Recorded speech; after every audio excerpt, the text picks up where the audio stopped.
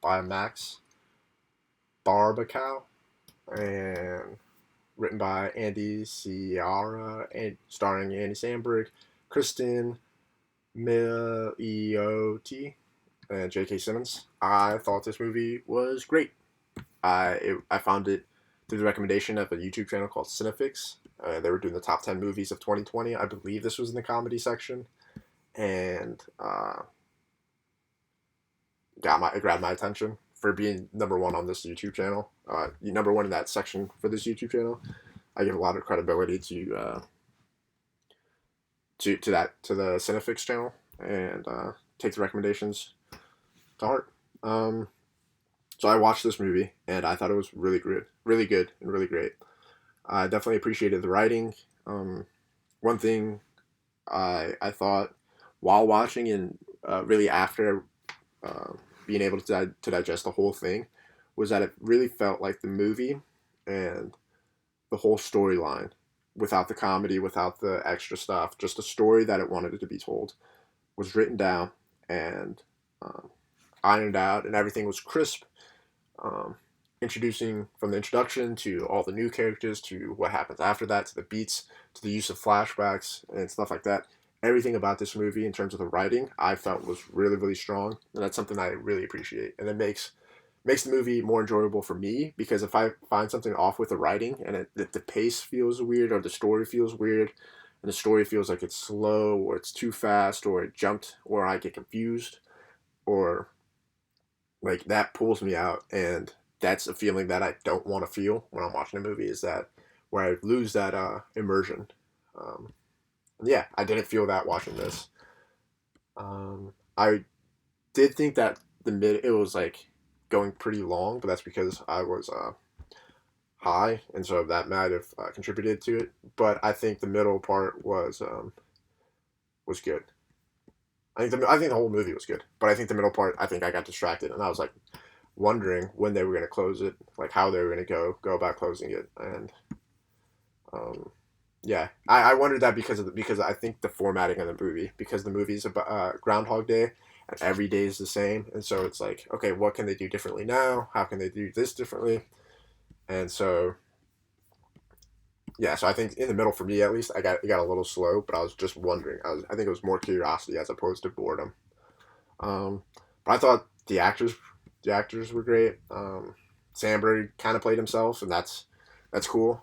He showed a little emotion, which I was surprised about, but he was really good. J.K. Simmons was amazing. This Kristen, I don't know how to say her name, Milioti was really good. I think she carried the soul of the movie because if she had a bad performance, then the movie wouldn't have worked. And I think she did her part and she played it well. Um, there's two things, uh,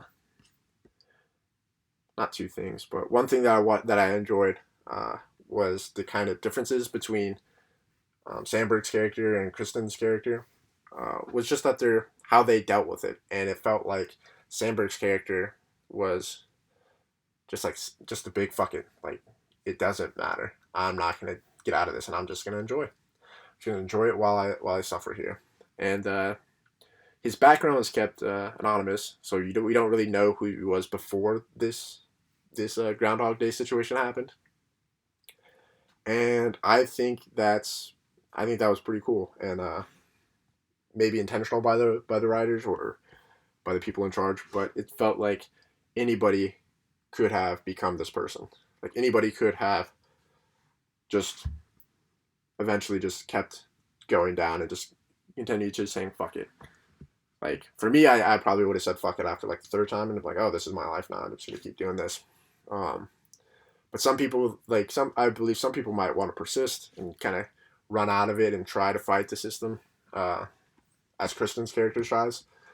But then I don't think a lot of people have that perseverance to actually push through. I know I definitely don't. I know I would just resort to sitting on a pizza fairly fast, and I'd be fine with it. But that's just my personality. Um, yeah, I thought the comedy was good in it. I thought everything about this movie was was really good. That being said, it's not like a masterpiece. It's not a perfect 10 out of 10 or anything like that. I don't know about a 7.4. Um, but I think it was a really good movie. Really well made. Story was nice. Story was all cinched up. Acting was great. No one was like off.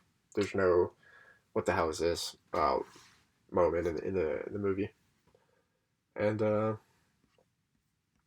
yeah, one thing I want to talk about is the hour and 30 minutes. It's I believe that makes the movie really really digestible.